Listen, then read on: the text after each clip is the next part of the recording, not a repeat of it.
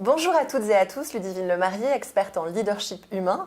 J'accompagne les entrepreneurs, les dirigeants et les managers à affirmer leur propre style de leadership de manière naturelle et authentique afin d'inspirer et impacter positivement toute leur sphère professionnelle. Et tout ça sans oublier le bien-être au travail parce que oui, c'est possible. Et d'ailleurs, aujourd'hui, j'ai le plaisir de vous présenter Nicolas Caugan. Bonjour. Bonjour Nicolas. Qui donc, lui, accompagne les entreprises dans leur développement commercial. Je crois que tu as été directeur régional pour de grands groupes comme Interflora, BNB, et peut-être j'en oublie, tu vas nous en dire un peu plus tout à l'heure. Et ce que j'ai aimé, c'est que j'ai lu un article de presse où tu citais « La meilleure façon de progresser, c'est d'être heureux pour rendre heureux ». Alors, merci déjà pour ça, et est-ce que tu peux nous en dire plus ? Oui, parce qu'en fait, si tu veux, quand tu vas manager des réseaux ou des équipes, moi, je crois beaucoup au syndrome de la contagion, tu vois. C'est-à-dire que si tu donnes envie, tu vas plus facilement embarquer, mettre les gens en mouvement. Et c'est une condition, à mon avis, d'après moi, c'est ce que j'ai pu constater, étroitement liée à l'atteinte des résultats. Je partage complètement ton avis. Et donc, est-ce que tu veux te présenter, nous en dire un petit peu plus sur ton activité, puisque ma communauté, peut-être, elle te connaît et peut-être elle ne te connaît pas. Donc, pour le coup, ça serait intéressant qu'on puisse en savoir plus sur toi. Écoute, avec plaisir. Moi, je dirige la société Mon Business Coach, où j'accompagne les entrepreneurs et leurs équipes, notamment sur le volet commercial. J'ai envie de te dire sur toutes les thématiques entrepreneuriales. Alors, c'est des entrepreneurs indépendants. Ça peut être aussi des réseaux d'entreprises, des réseaux de marques, comme on en connaît. Tu en as cité tout à l'heure. Parce que, quelque part, c'était mon quotidien pendant très longtemps. Et j'étais dans un marché sur une triangulaire entre les intérêts d'un indépendant, les intérêts d'une chaîne ou d'une marque et forcément les miens. Et donc, l'idée, à une époque, ça a été de voir si je pouvais monter en efficacité en enlevant un intermédiaire qui était celui de la marque. Donc, je me suis donné un temps pour tester et ça a fait un carton. Donc finalement, j'en ai fait mon activité. Alors justement, Nicolas, quel sens profond tu donnes à ta mission d'entrepreneur ? Bon, pourquoi ? Ton grand pourquoi, le grand why. Je vais t'en donner deux. Le premier, ça va être vraiment, 20 ans de terrain. Quand tu vois la solitude des entrepreneurs, quand ils ont la tête dans le guidon, pas forcément toujours facile de prendre de la distance. Certaines souffrances au travail aussi chez les salariés. Voilà, si tu peux en tout cas aider là-dessus parce que tu as les compétences ou tu as le recul, ça c'est un vrai pourquoi. Et j'ai un deuxième pourquoi qui m'appartient vraiment, qui est le fait de pouvoir contribuer et faire contribuer mon entreprise sur des causes qui me tiennent à cœur. Je vais prendre un exemple très concret. Aujourd'hui, moi je suis adhérent de 1% pour la planète. Donc, je reverse 1% de mon chiffre d'affaires, pas de ma marge, de mon chiffre d'affaires, à des associations et des porteurs de projets d'ordre environnementaux. Ça va passer de l'alimentation, l'écologie ou autre. Et en fait, j'arrive à fédérer mes clients, mes équipes, aussi autour de cette grande valeur. Tu vois, je te parlais tout à l'heure d'un pourquoi des fois plus grand. Oui. On y est là, en tout cas, concernant mon business coach, on est en plein dedans. C'est associé finalement au choix des bénéficiaires de ces 1%, mes équipes et mes clients et mes partenaires. Et je trouve ça génial. Donc ça veut dire qu'encore une fois, moi qui aime le concret, on arrive à financer des projets qu'on voit matériellement et en fait qui sont dissociés de l'entreprise mais qui font partie de l'empreinte de la boîte. Et ça, j'adore. Et ça met encore plus de sens. Ça met du sens, ça motive. Et tu sais, il y a des matins, on a les paupières, elles pèsent 3 kilos chacune. Et c'est un peu compliqué. Ça peut être compliqué certains matins de se motiver. Mais avec un pourquoi comme ça, la question ne se pose même pas. C'est vrai. Ouais. Bravo. Et merci pour l'environnement, pour la planète et pour tout ce que tu fais. Mais écoute, avec plaisir. C'est absolument inspirant et j'aimerais avoir, si tu veux, ta définition à toi du leadership parce que tu as été directeur commercial, aujourd'hui tu es un entrepreneur et c'est important parce que cette série sur YouTube, je l'ai vraiment créée en ce sens et c'est pour ça que ça s'appelle Le leadership et vous. Donc toi, Nicolas, est-ce que tu as une définition bien à toi du leadership ? C'est une vraie question. Je n'ai pas l'habitude de mettre les choses dans une boîte, mais je vais tenter de te répondre. Je te dirais en fait que c'est fédérer ton équipe sur une vision commune, Mais probablement qu'en fait, cette vision-là, elle peut être plus grande que l'objectif même de l'entreprise. Et pour fédérer, la seule solution pour fédérer efficacement, ça va être de servir. Donc s'il devait avoir un mot, je te dirais servir. C'est vraiment super parce que plus j'échange avec des dirigeants et des entrepreneurs dans la même énergie que moi sur le côté bien-être au travail, sur le côté de remettre de l'humain au cœur des entreprises, je vois que les gens ont des définitions qui se rapprochent parce que je pense qu'il y a autant de définitions du leadership que de personnes qui parlent du leadership, que ce soit en France ou dans le monde entier. Et pour le coup, c'est vrai que moi, j'ai une définition bien à moi, qui est l'art d'inspirer et d'impacter positivement par l'exemplarité de notre authenticité pour justement fédérer. Tu as raison. Et donc là, c'est super que tu me parles de servir, parce que je pense qu'aujourd'hui, notre différenciation sera justement dans le service qu'on offre aux autres. Et dans une économie de service, c'est bien que les managers se mettent à jour sur le sujet. Absolument. Oui. C'est aujourd'hui capital parce que, surtout dans ce qu'on est en train de vivre en termes de société, les codes sont en train d'évoluer et je pense que si les managers ne se mettent pas à jour ou ne se mettent pas à la page rapidement, on va se sentir un petit peu comme un octogénaire dans une discothèque de jeunes, tu vois. J'ai un peu peur pour eux en fait de se retrouver dans en décalage total avec la réalité de leurs équipes ou même de leurs propres employés. Oui. Ce que tu viens de verbaliser là, c'est en fait ce que j'appelle moi la métamorphose du management. Je ne sais pas si c'est... Ça me parle. C'est vraiment ça, on le sent aujourd'hui et c'est pour ça aussi que j'ai créé cette série Le Leadership et vous, parce que je pense qu'il est temps aujourd'hui de prendre conscience qu'on marchait sur la tête à un moment donné dans le monde de l'entreprise et qu'aujourd'hui on en est vraiment là à cette métamorphose du manager, du dirigeant, de l'entrepreneur qui aussi a des partenaires et a des clients à fidéliser.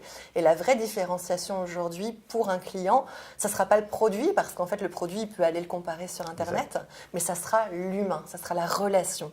La manière de livrer. Même. La manière de livrer, absolument. Est-ce que tu voudrais nous donner, à moi et à toute ma communauté et à tous ceux qui vont regarder cette vidéo, qui auront la chance de bénéficier de tes conseils, justement, quel serait toi, en tant que professionnel, en tant qu'entrepreneur, en tant que business coach, tes 3 ou 4 conseils pour développer son leadership tel que toi et moi on l'entend?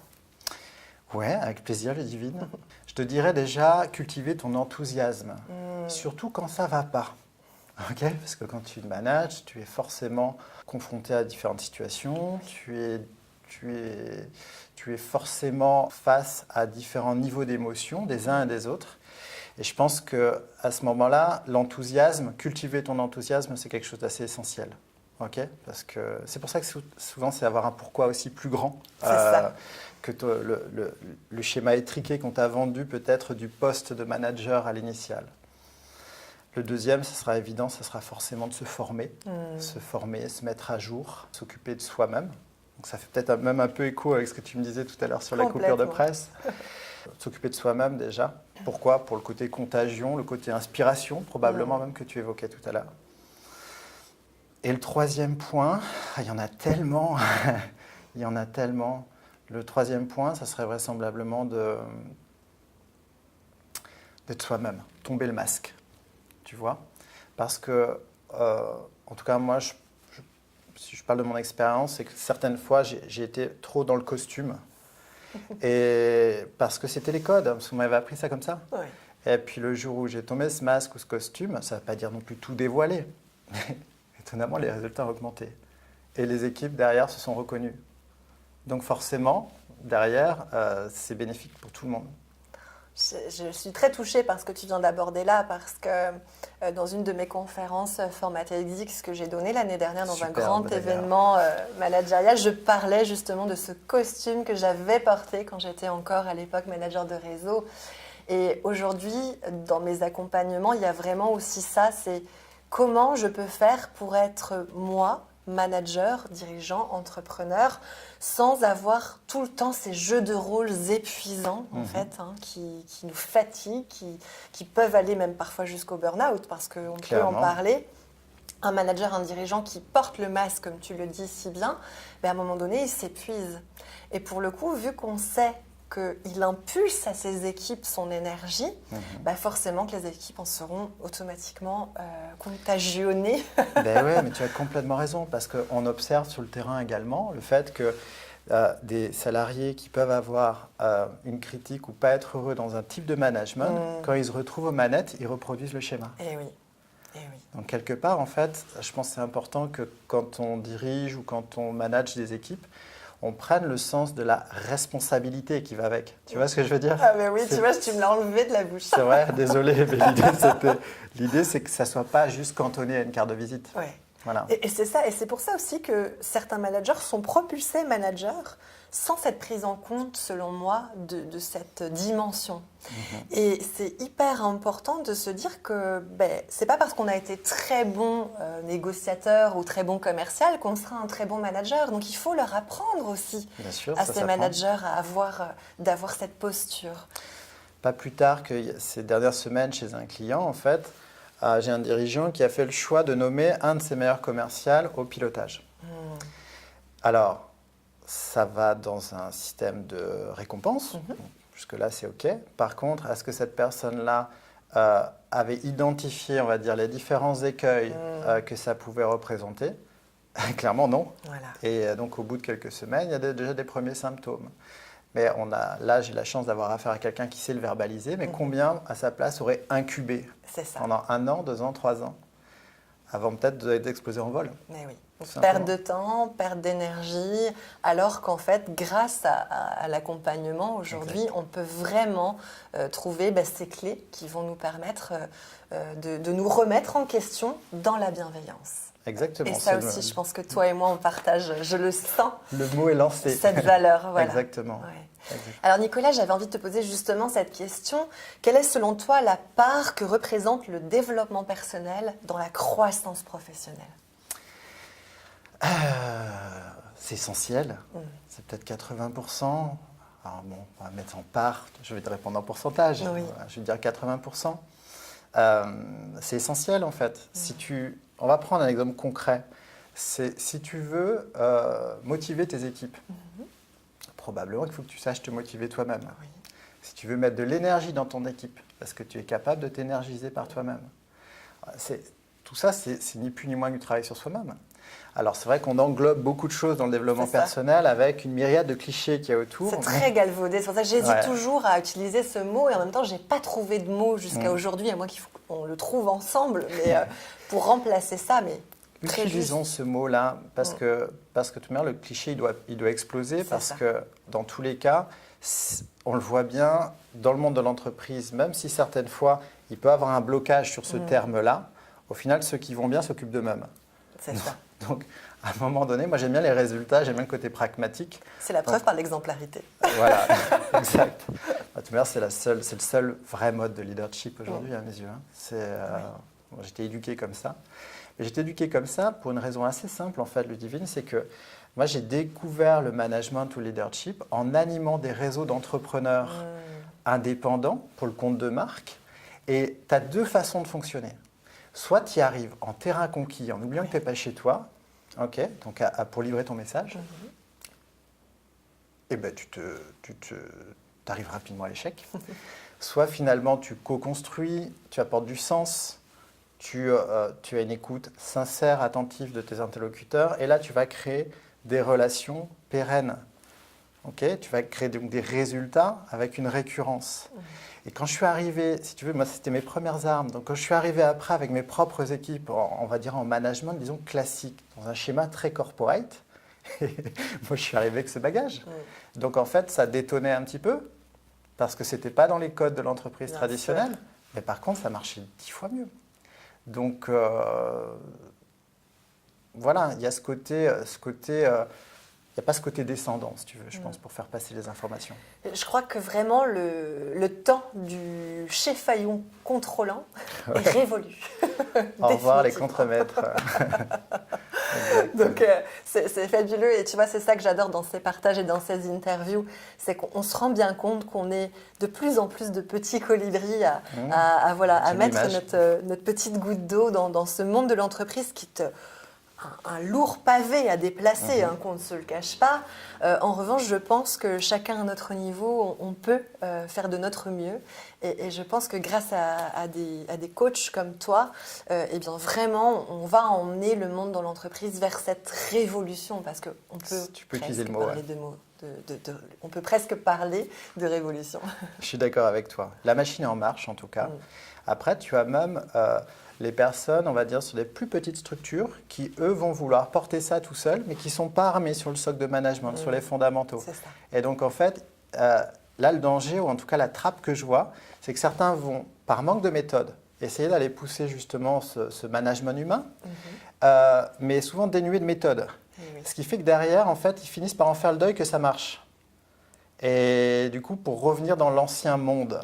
Je comprends Et ça. je pense que c'est à ce niveau-là aussi que certains plus petits entrepreneurs, et ce n'est pas péjoratif, Bien sûr. clairement, ont tout intérêt à se former. Aujourd'hui, les moyens de se former sont pléthoriques. Il y a beaucoup de ressources. Et c'est là, je pense qu'en effet, l'accompagnement d'un coach, alors encore en France, malgré cet engouement pour le coaching, on se rend bien compte que certaines personnes pensent encore que les coachs sont réservés soit aux politiques, aux sportifs.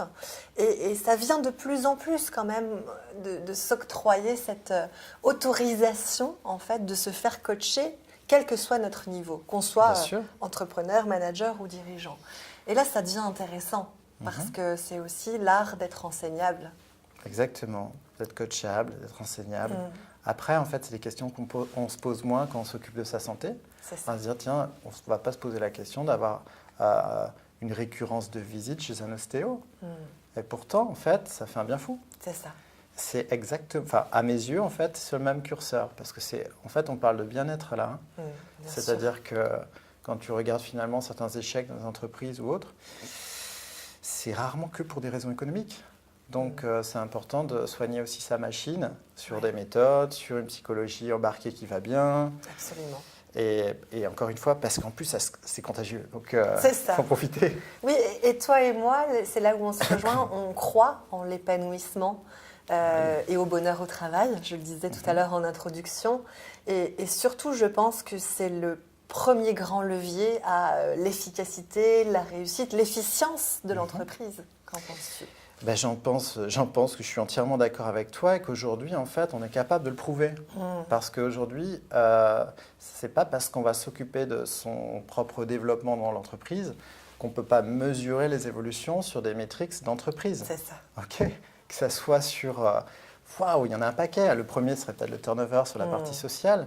Ça sera les résultats tout simplement financiers. Bon, là, on ne va pas tous les dérouler, mais on peut mesurer.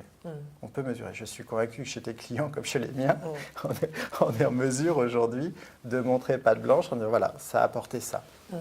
Oui, c'est ça, en matière d'engagement, de loyauté, de fidélisation, que ce soit des salariés, des collaborateurs, des partenaires, que des clients en fait. De santé, d'arrêt maladie. Et voilà. Et là, pour le coup, on est vraiment dans cette croissance du monde de l'entreprise par la gestion de l'humain. Exactement. Et donc, je te remercie infiniment, Nicolas, pour ce partage de cœur à cœur entre coachs. C'est avec plaisir. Et où est-ce que, si les gens qui nous regardent aujourd'hui veulent te retrouver, comment est-ce qu'on te retrouve, Nicolas ? Alors, il y a une chaîne YouTube qui a été créée il y a quelques semaines, Mon Business Coach, un site internet qui est quasiment finalisé. Voilà, la charte graphique est terminée. Très bien. L'architecture de marque a pris un peu plus de temps que prévu, mais bon, c'est le jeu. Facebook, LinkedIn. Voilà. Ok, mais j'indiquerai sous la vidéo à ce moment-là les liens où on peut te retrouver, comme ça facilitera les choses à ma communauté. Merci infiniment et puis au plaisir de se retrouver très prochainement dans un événement ou alors comme ça sur un partage de valeurs parce que j'apprécie énormément ces moments privilégiés. Très bien, merci Ludivine. Merci à toutes et à tous pour votre écoute et on se retrouve tout bientôt sur la série Et le leadership et vous.